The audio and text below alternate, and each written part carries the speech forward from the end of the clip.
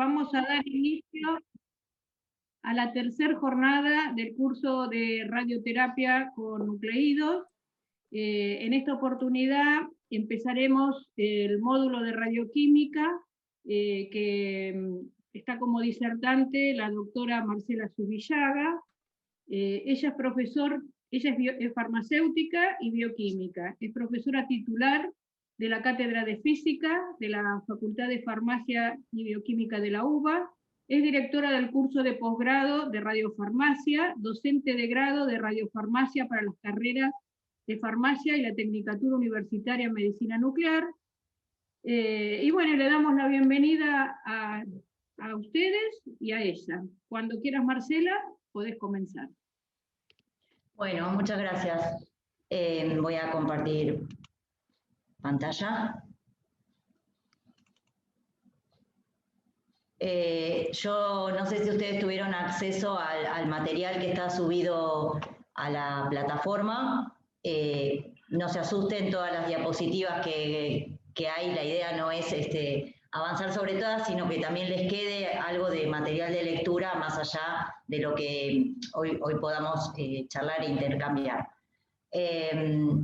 Como, digamos, justamente es la primera clase de una serie de muchas clases de radioquímica, la idea de lo que les voy a presentar es como darles un pantallazo general y más o menos orientarlos dónde van a profundizar en cada uno de estos temas a lo largo del módulo de radioquímica, ¿sí? Así que comenzamos con la primera diapositiva. Esperen que corro esta barra que me está interfiriendo.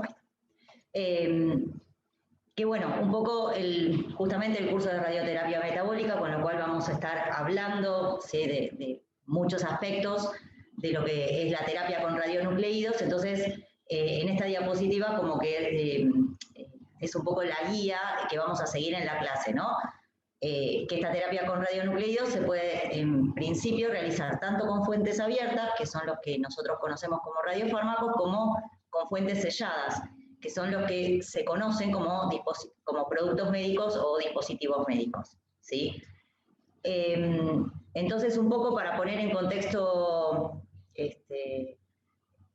estos tipos de productos, ¿no?, que están regulados, les presento a la farmacopea, donde se define qué es un radiofármaco, habla que es un producto farmacéutico, y algunas de las definiciones donde explican de qué se trata este producto farmacéutico. Fíjense que es un producto farmacéutico que además tiene, no sé si ven mi cursor,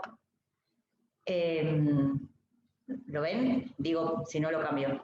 Sí, se ve bien. Perfecto.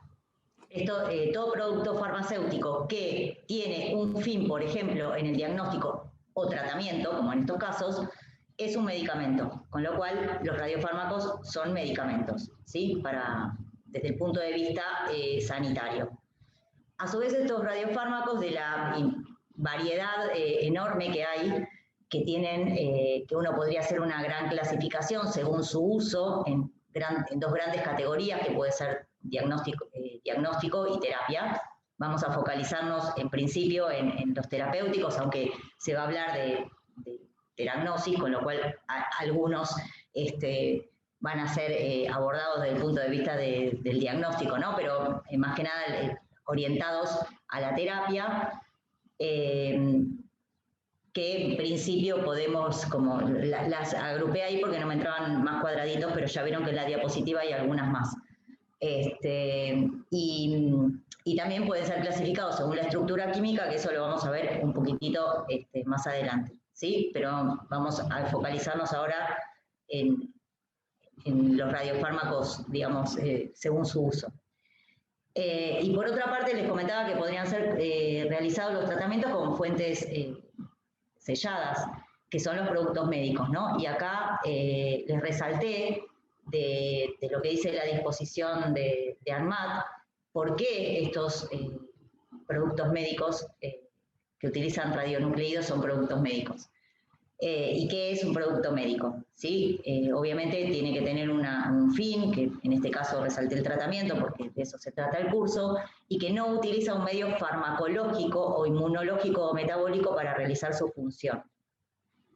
Estos productos médicos tienen una clasificación que también está dada en la legislación. Acá les traje, digamos, esta resolución donde se clasifican y cuáles son las categorías y las reglas de cómo se clasificarían esos productos médicos, ¿sí? Entonces, hay la regla 8, que en principio estaría hablando de los que nos interesan a nosotros en este curso, son productos médicos implantables, ¿sí? Por ejemplo, y que ejercen un efecto biológico, ¿sí? Entonces, esto hace que, según esta regla, los productos médicos que vayan a ver en este curso sean, por ejemplo, clasificados como clase 4, ¿sí? Y esto tiene que ver porque justamente la terapia con radionucleidos se trata justamente de que ejerza un efecto terapéutico a través de los efectos biológicos, ¿sí? La radioterapia metabólica o sistémica puede ser, digamos, dada, como hablábamos, con los radiofármacos, las fuentes abiertas o los productos médicos. Y dentro de esto, las categorías que estábamos viendo que clasifican podría ser o bien radiofármacos metabolizables, los llamamos metabolizables, porque, bueno, ahora vamos a ver un poquito, o con anticuerpos o con péptidos radiomarcados, dispersiones, nanopartículas radiomarcadas, que está todavía en fines más que nada de investigación, y productos médicos, ¿sí? Y un poco para hacer un recordatorio, seguramente para muchos les ha quedado un poco atrás, para otros un poco más cercanos, pero bueno, ¿qué tipo de radiaciones utilizamos en radioterapia metabólica? ¿Sí? Si se acuerdan, las grandes clasificaciones serían partículas o radiaciones, y dentro de las partículas teníamos cargadas y sin carga. Y a nosotros particularmente nos interesa aquellas que son directamente ionizantes para ejercer el efecto terapéutico, que son partículas cargadas, que en general son, digamos, pueden ser cargadas pesadas, como las partículas alfa, o cargadas livianas, como por ejemplo las partículas beta o beta menos o los electrones, ¿sí?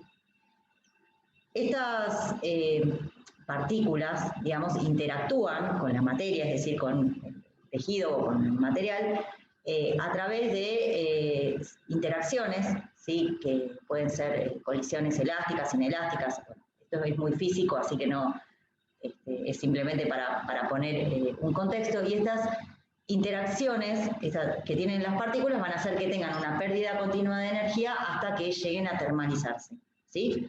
Entonces, en principio, los mecanismos por los cuales estas partículas que forman parte del radiofármaco y que van a ser las que ejerzan el efecto terapéutico, interactúan con, en este caso, los tejidos a tratar, van a ser por cualquiera de estos tres mecanismos: ionización, excitación o disociación. El más importante en estos casos es la ionización, que si se acuerdan era la pérdida, digamos, de un electrón del átomo, con lo cual se crea un par iónico, ¿sí? El electrón y un ion positivo. Otros mecanismos como la excitación y la disociación pueden ocurrir, pero son en algunos casos menos relevantes, ¿sí? Entonces, hablando de la ionización, en principio, también si se acuerdan, había una ionización primaria, que es decir, que la partícula interactúa con el medio interpuesto y directamente hace la ionización, o una ionización secundaria en donde esa partícula de alguna manera transfiere la energía y hay un electrón al que se le transfiere la energía, que va a ser el que después comience una cascada de ionizaciones. Y por otro lado, teníamos dos parámetros, que era la ionización total y la ionización específica, que era la cantidad de pares de iones. En el caso de la ionización total, es el número total de pares de iones que se forman a lo largo de todo el recorrido o trayectoria que haga esa partícula. Mientras que la ionización específica se define también como el número de pares de iones que se producen, pero por unidad de trayectoria, ¿sí? Y esto va a depender de las características del medio que esté atravesando y de la naturaleza de la radiación, ¿sí? Acá les dejo, digamos, cuáles serían los parámetros de cada una de las cosas que se tienen en cuenta. Entonces, para hacerlo un poco más grafiquito, digamos, si uno consideraría dos partículas iguales, es decir, dos partículas alfa en este caso, que tienen diferente energía, en este caso la 1 tiene menos energía que la alfa 2, fíjense que en ambos casos la trayectoria de las partículas alfa es una trayectoria lineal, lineal, ¿sí? Y el número de pares de iones que se forman están representados por los puntitos rojos, ¿sí?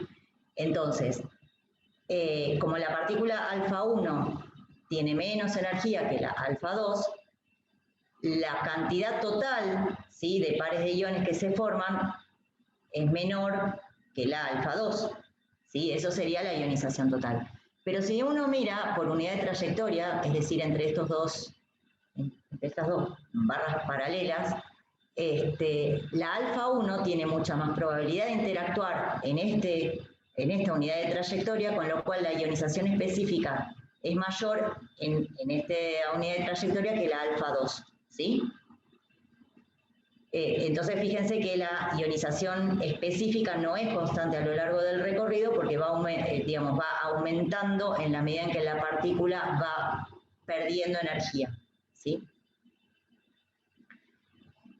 Esto, digamos, en esta diapositiva les graficaba, digamos, inclusive hasta el rango o alcance, es decir, qué distancia llegó a tener esa partícula, y por eso también se habla de rango o alcance, que es cuál es esa distancia que recorre la partícula antes de termalizarse, ¿sí? Que también este rango o alcance va a depender de las características del medio que estemos considerando y de la naturaleza de la radiación. Acá en un gráfico, por ejemplo, les traje para mostrarles dos ejemplos de dos partículas alfa, que si bien son del mismo elemento químico, son de diferente radioisótopo del elemento químico, con lo cual tienen diferentes energías.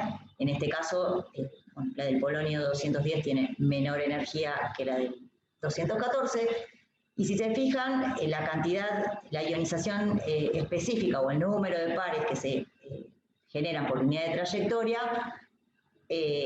tienen este tipo de curvas, ¿sí? Es decir, va a ir incrementando su ionización específica hasta que llegue un momento en el cual la partícula se termaliza y cae. Esto se conocen como las curvas de Bragg. Esperen que está animado. En el caso de las partículas beta, fíjense que la trayectoria no es lineal, ¿sí? Es una trayectoria errática, tortuosa, no es tan simple, digamos, de como trazar su trayectoria, ¿no? Esto también es probabilístico. Entonces, considerando dos partículas beta, ¿sí?, con diferentes energías, es decir, un caso similar a lo que estuvimos viendo con las alfa, obviamente la que tenga mayor energía va a tener una ionización total mayor, ¿sí?, mayor cantidad de puntos, ¿sí?, representados en esta diapositiva, que la que tiene menos energía, pero en el caso de la ionización específica, fíjense que, al igual que en el caso anterior, la partícula de mayor energía tiene menor ionización específica por unidad o sea, menor cantidad de pares de iones por unidad de trayectoria que la partícula beta de menor energía, ¿sí? Esto también es por la probabilidad de interactuar dependiendo de esa energía. Ahora, si comparamos dos partículas distintas, una alfa y una beta, pero de la misma energía, acá es donde, fíjense, vemos que la alfa tiene una trayectoria lineal, la beta no, ¿sí? Es una trayectoria más errática, y que la cantidad de pares de iones formados por unidad de trayectoria claramente es mucho mayor en la alfa que en el caso de de la beta, ¿sí? Aunque a lo largo de la trayectoria total van a generar la misma cantidad de pares de iones, es decir, que la ionización total va a ser la misma. Bueno, igual que, digamos, veníamos hablando de ionización específica y total, pero en realidad uno cuando habla de este tipo de transferencia, se habla de transferencia lineal de la energía, que lo van a encontrar como TLE en español o LED en inglés, y es justamente la energía transferida de una radiación, de una partícula, por unidad de trayectoria. Y esto va a depender, al igual que lo que veníamos hablando, del medio y del tipo de radiación que estemos considerando. Entonces, bueno, acá les traje una lista de algunos de los radioisótopos que se pueden utilizar en terapia. Hay beta emisores, hay alfa emisores y también emisores de electrones OY, que si bien todavía no están muy desarrollados en radioterapia metabólica por otras cuestiones, por varias otras cuestiones, en algunos casos se están tratando de formular como radiofármacos, ¿sí? De esta no voy a entrar mucho en detalle porque Carla en la presentación que sigue va a ampliarles mucho más el panorama de cada uno de estos casos. En cuanto a la interacción de las partículas cargadas livianas, además de la ionización que vimos, tenemos la otra forma de interacción que es particularmente las partículas beta de alta energía, y esto por ahí es más visible en las beta menos. Existe el Bremsstrahlung o la radiación de frenamiento, ¿sí? Que esta radiación es radiación electromagnética, que a los fines terapéuticos no es lo que se considera, pero en algunos casos sirve, digamos, para eventualmente hacer alguna imagen bueno, y ahí hay discrepancias en cuanto a si es mejor o peor, bueno, pero eso se los dejo a los médicos. Dentro de los emisores beta para radioterapia tenemos un grupo grande de emisores que tienen una alta emisión emisión gamma concomitante, ¿no?, a la radiación beta, es decir, son emisores beta-gamma, entre los que se encuentran varios de los radioisótopos que van a ver en los radiofármacos que vayan viendo a lo largo del curso, y otro grupo en donde tienen baja emisión gamma o nula, ¿sí? Que también tienen varios ejemplos que van a ver a lo largo del curso, ¿sí? Por otra parte, tenemos los emisores alfa. En este caso solo traje el ejemplo del cloruro de radio 223, que es el que se está utilizando actualmente acá en Argentina. Hay otros emisores que se están estudiando e inclusive hay para formular otro tipo de radiofármacos, qué sé yo. Sé que van a tener una clase especial con el doctor Pozzi de alfa emisores, con lo cual tampoco vamos a entrar en detalle, y también sé que Carla algo va a mencionar en la próxima. Lo que me interesa es que más o menos dimensionen cómo sería ese rango de las partículas, o sea, cuál es el alcance que tiene cada tipo de radiación. Entonces acá les traje una diapositiva, digamos, en donde, a modo de ejemplo, ¿no?, en el tamaño de lo que sería un núcleo celular o el diámetro celular o más células, cuál sería el alcance que tienen partículas, por ejemplo, beta, de distintas energías, inclusive fíjense partículas alfa de muchísima más energía que la masa energética de la beta, tiene diámetros, alcances mucho menores, y los electrones OY que, digamos, tienen un alcance muy chiquito, y por eso, como les decía, tienen otras estrategias de formulación para que ese radiofármaco lleve el emisor al, por ejemplo, núcleo celular, y es bastante complicado. Bueno, acá lo mismo, ¿no? Si uno tiene un ejemplo, una masa tumoral y el radioisótopo emite, logramos colocar el radioisótopo de alguna forma en el tejido a tratar, cuál sería el alcance que tiene una un emisor alfa, cuál sería el que tiene un emisor beta, que también es muy probable que se radie tejido sano, y esto también es una de las consideraciones a evaluar en el diseño, ¿no?, del radiofármaco que estemos considerando, y los emisores OYE, que como verán ampliaron la imagen como para mostrar que tiene que llegar al núcleo celular.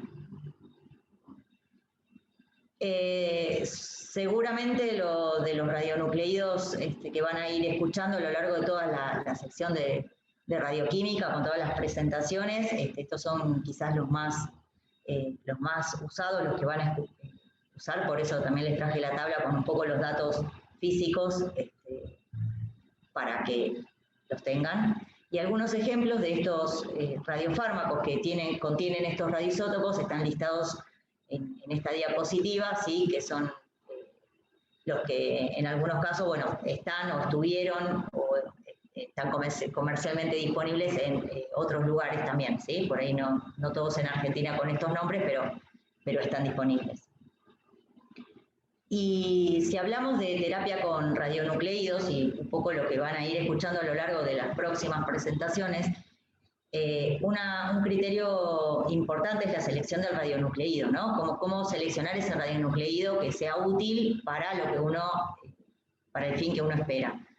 Entonces, bueno, más allá de las características físicas que tenga ese radionucleído, o sea, el tipo de emisión, el de medio, la energía, etcétera, también se tienen que tener en cuenta características químicas propias del radionucleído para saber de nuevo cómo construir ese radiofármaco, a qué tipo de producto está destinado, no es lo mismo que sea un radiofármaco o que sea un producto médico, qué tipo de protocolo se va a usar, no sé, qué patología, qué tejido se va a irradiar, cómo se va a localizar, etcétera, y cuestiones más generales de dosimetría y seguridad radiológica y costos y disponibilidad, que digamos es como general para casi todo.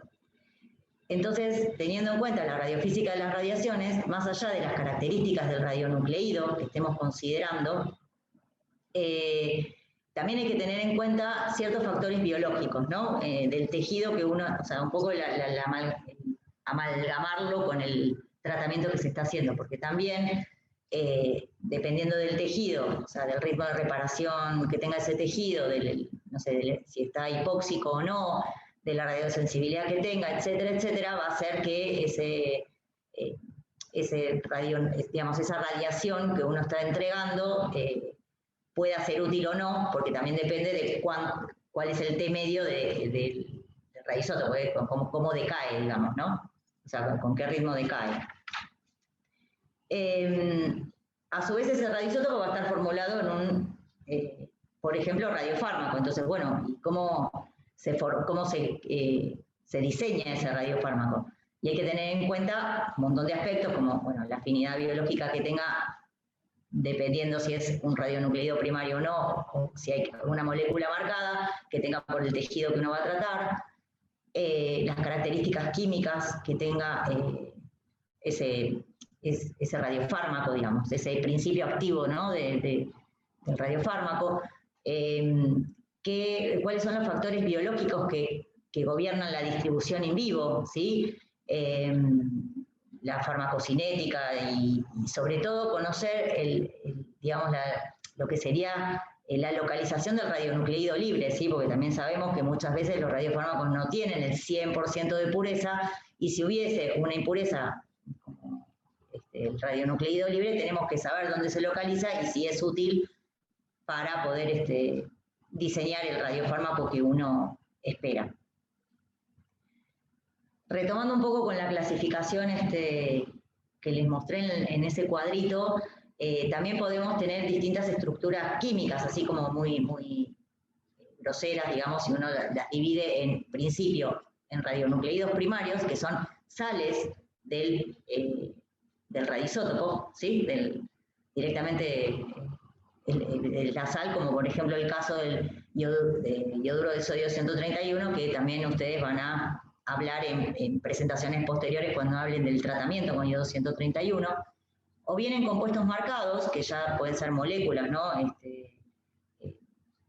Digamos, moléculas biológicas, por decirlo de alguna manera, o quelatos, en donde, no miren los radioisótopos, que estos son a modo de ejemplo, pero en donde el radionucleido de alguna manera forma parte de una estructura, digamos, más compleja, ¿no?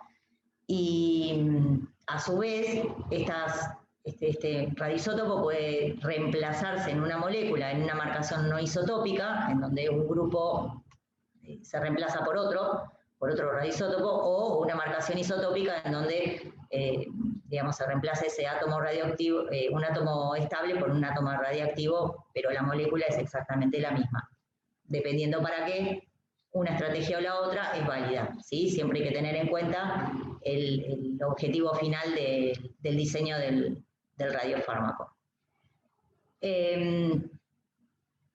Y bueno, como les decía, en esas estructuras complejas, en general van a ver a lo largo de muchas de las presentaciones que van a ir viendo en las partes de radioquímica, van a ver que hablan de quelantes bifuncionales, que bueno, justamente son estos grupos que permiten la unión, por un lado, del radioisótopo y por otro lado, el sitio de unión a donde uno pretende que, digamos, que se vehiculice ese radioisótopo, que va a ser el que ejerza el efecto biológico.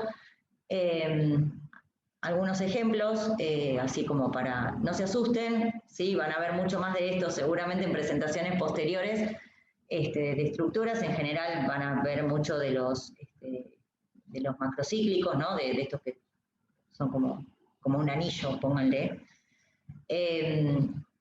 Las estrategias pueden ser, por ejemplo, a través de bioconjugaciones. Bueno, son cuestiones muy químicas, ¿no? Pero estas son algunas de los tipos de estrategias que se pueden usar en las marcaciones para estos radiofármacos. También van a escuchar hablar de linkers o espaciadores, que son estructuras que lo que permiten de alguna manera es alejar el radioisótopo o quizás el quelante, ¿sí? Del sitio activo o el sitio que sea de reconocimiento de ese radiofármaco. Muchas veces se van a necesitar y lo van a ver que en muchos de los, ¿cómo se llama?, de las charlas lo van a ver. Acá, nada, algunos ejemplos así como para que vean de lo que estamos hablando, ¿no? De distintos, en este caso, PSMA marcados con, ya sea, ¿cómo se llama?, radioisótopos para terapia o que puedan ser marcados con otros radioisótopos de PET, por ejemplo, que van a ver eso cuando hablen cuando Guillermo y Adrián les den las charlas de PSMA y además, bueno, creo que tienen una clase con el doctor Rodríguez que les va a hablar de teragnosis, con lo cual van a ver estas moléculas nuevamente seguro. Y bueno, este radiofármaco tiene que tener ciertas características químicas, ¿no? O sea, que están listadas acá, no es que sean, que se las tengan que estudiar de memoria ni nada por el estilo, pero estas características, desde la química, ¿no?, del radiofármaco, hace que tengan la biodistribución que uno espera. Ya sea porque se administran vía endovenosa y de alguna manera llegan a hacer su efecto en el órgano blanco, o porque se administran, ejemplo, en forma intracavitaria y uno directamente la administra en el órgano blanco. También les recuerdo, no vamos a entrar en detalles ni nada por el estilo, que todos estos radiofármacos, no importa cuál sea, van a tener que pasar una serie de pasos de control de calidad. Algunos tienen que ver netamente con porque es un radiofármaco, que son lo que llamamos controles radiactivos, ¿no? Que no son tan rutinarios en otros medicamentos, y otros que son más genéricos, pero que también los tienen que cumplir, digamos, ¿no? De alguna manera, probablemente también les hablen de eso en el futuro, en las futuras charlas para cada radiofármaco. Y bueno, hasta ahí hablábamos de radiofármacos. Ahora les voy a contar un poquito con cómo hacemos la selección del radionucleido para lo que es un producto médico. Y ahí hay que tener en cuenta, bueno, qué tipo de dispositivo es, si va a ser un implante permanente, de contacto superficial, cómo se va a localizar, y las características del material, o sea, el tipo de material, digamos, que forme ese producto médico, que también esto van a verlo más adelante, supongo, con la doctora Molerach, cuando hablen, no me acuerdo quién más, de radioembolización. Acá, simplemente para recordar un poco que el término braquiterapia, que es una de las terapias, de la forma de terapia metabólica, en realidad significa de ubicar la fuente, ¿sí? Que puede ser sellada o no sellada, ubicar esa fuente muy cercana o en el sitio a tratar, ¿sí? Entonces, la radiosigmoidectomía es una forma de braquiterapia, por ejemplo, o también, no sé, la radioembolización también, ¿sí? Y bueno, acá también un poco como para poner el pantallazo general, ¿no? Esta braquiterapia, si el implante es permanente, si el implante es temporario, hay que tener en cuenta justamente, dependiendo de qué tipo de implante sea, va a ser el radioisótopo que puede utilizarse para, ¿cómo se llama?, para este tipo de terapia.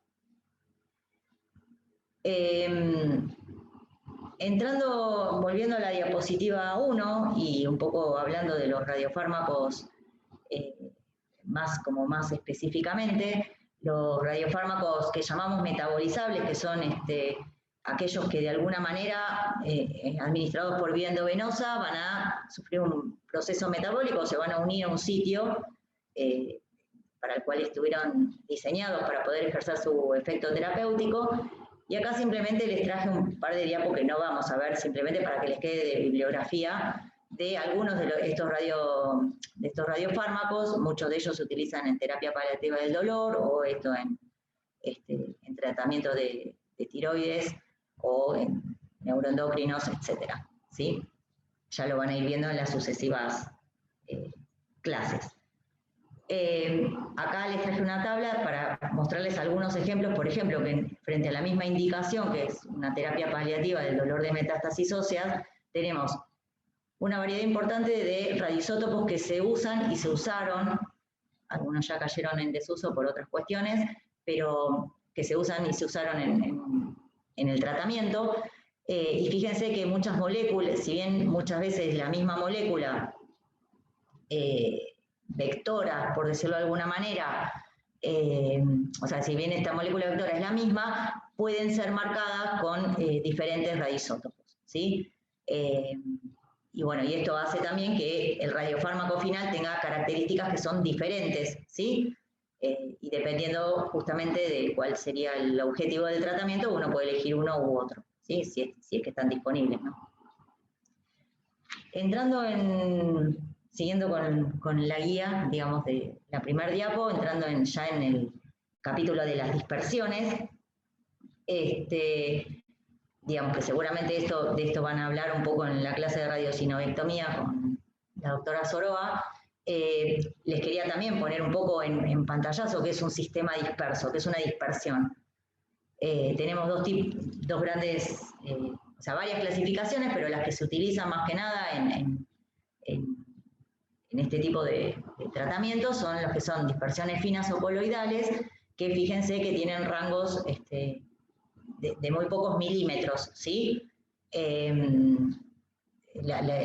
Digamos, el tamaño de la partícula, ¿no? Tiene muy pocos milímetros, o sea, y eso también va a depender de cuál sea el objetivo por el cual estoy usando la dispersión, qué órgano o qué tejido voy a tratar con esa dispersión coloidal. Tienen características muy distintas desde lo físico-químico y desde lo químico, ¿no?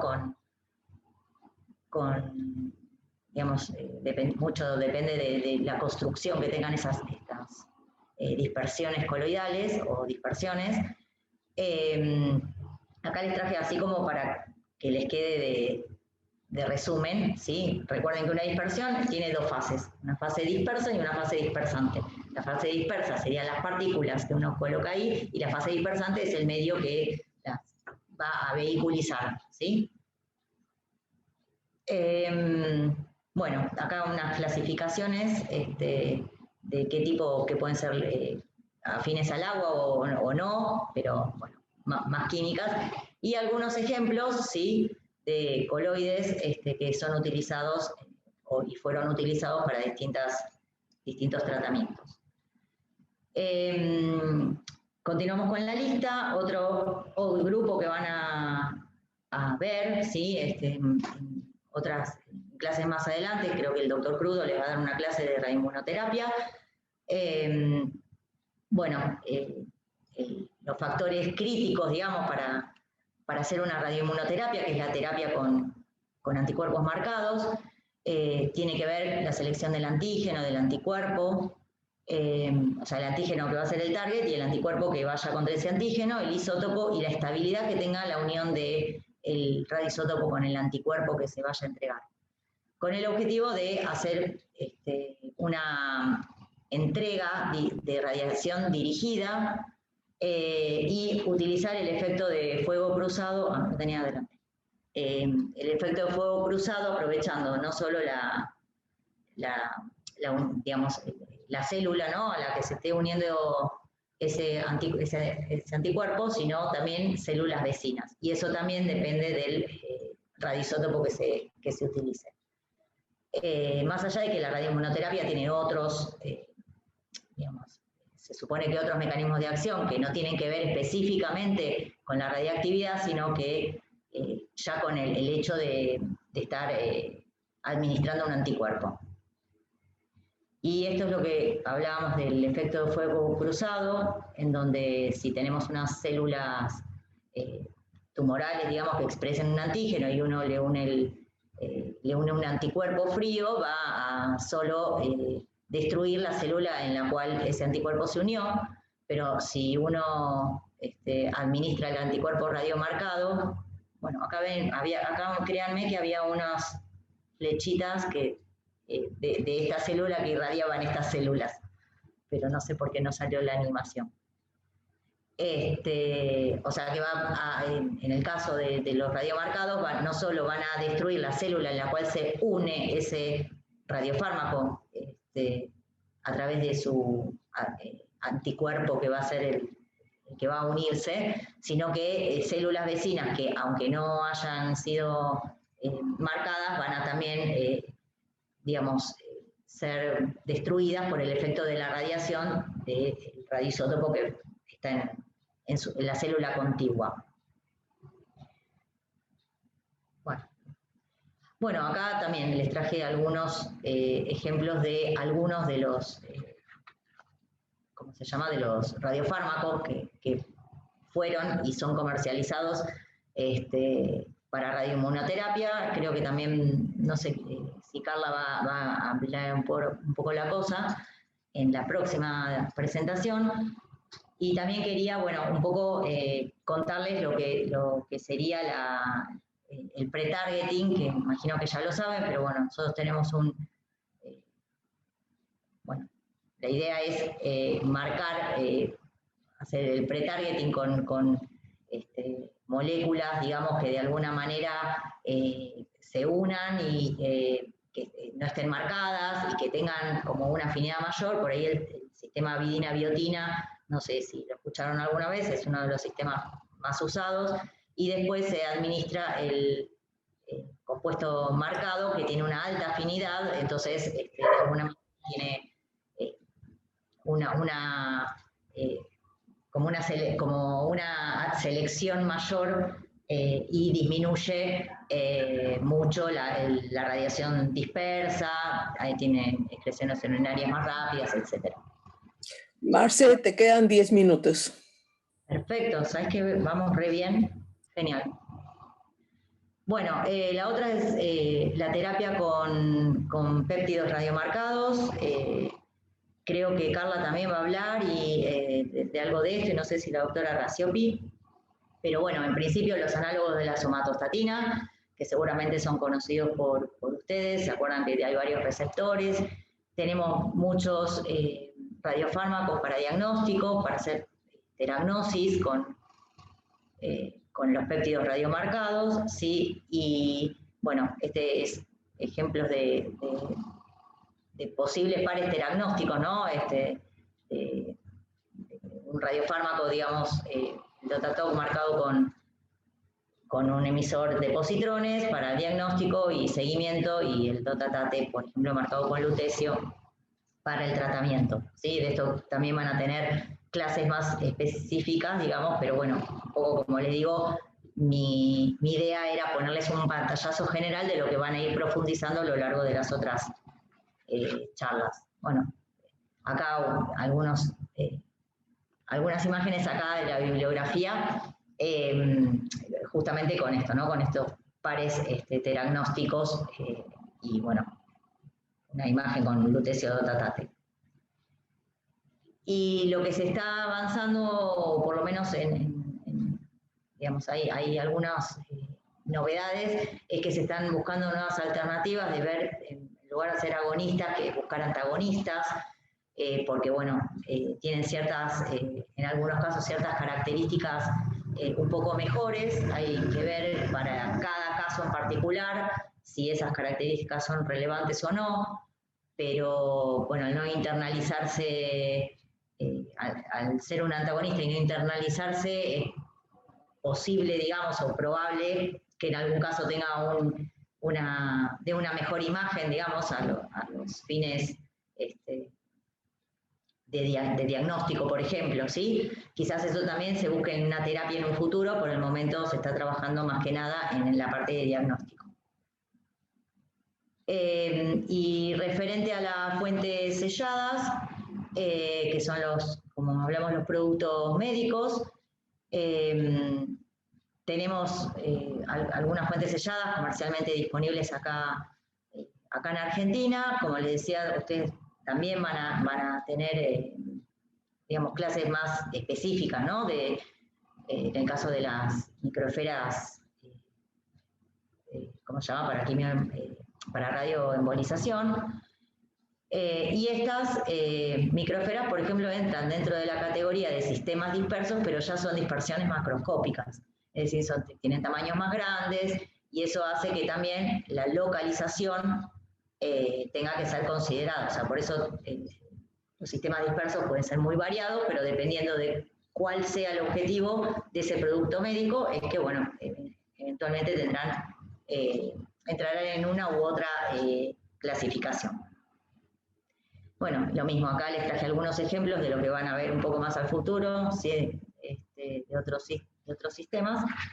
Y bueno, a grandes rasgos, ¿no? ¿Qué consideraciones hay que tener en el diseño de todo este circuito y todas estas factores que fuimos considerando a lo largo de la presentación como un resumen? En principio, todo lo que es la formulación, los componentes activos, los excipientes, además de todo lo que contamos, ¿no? Esto que es más farmacéutico, la dosis, términos de actividad, qué características radiofarmacológicas tiene, cuál es la estabilidad de la forma farmacéutica, los procesos de elaboración y control, todo eso hace que lleve al registro del medicamento. Otras cuestiones, digamos, que tienen que ver después, una vez que esto está registrado o esté en un paso previo y que requiera otros, digamos, como otros carriles, por decirlo de alguna manera, para que se apruebe en pacientes, creo que Patricia y Guillermo le van a dar una charla más al final de otras cuestiones sanitarias, digamos, que no tienen que ver específicamente con el registro de un medicamento.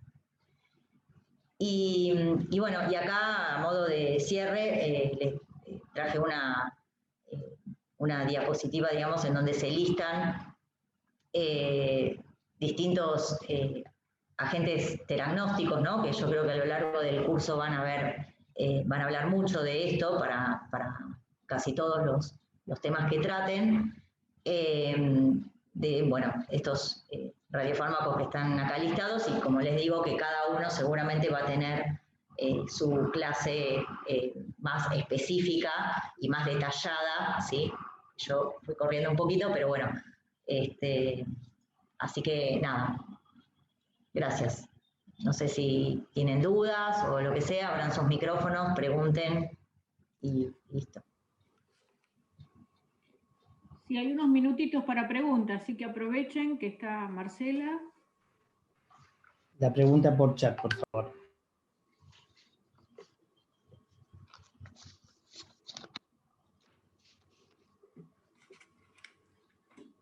Bueno, parece que no, Marcela. Sí, entiendo, es un tema como muy genérico el que planteé, porque bueno, después va a haber disertantes para cada uno de los tratamientos específicos y obviamente seguramente van a hablar de ellos. Carla, entiendo, va a hacer un resumen bastante más completo de algunos radiofármacos en la presentación que sigue, así que lo que quise fue poner en contexto un poco cómo la radioquímica juega en toda esta, en todo lo que es la radioterapia metabólica, siendo que hay tanta diferencia en cuanto a cuestiones por ahí legales o clasificatorias, ¿no? De cuándo es o un radiofármaco o un producto médico, cuándo es ese tipo de cosas. Así que bueno, quedo a disposición para lo que quieran preguntar. Si no, lo seguimos por la plataforma, como quieran.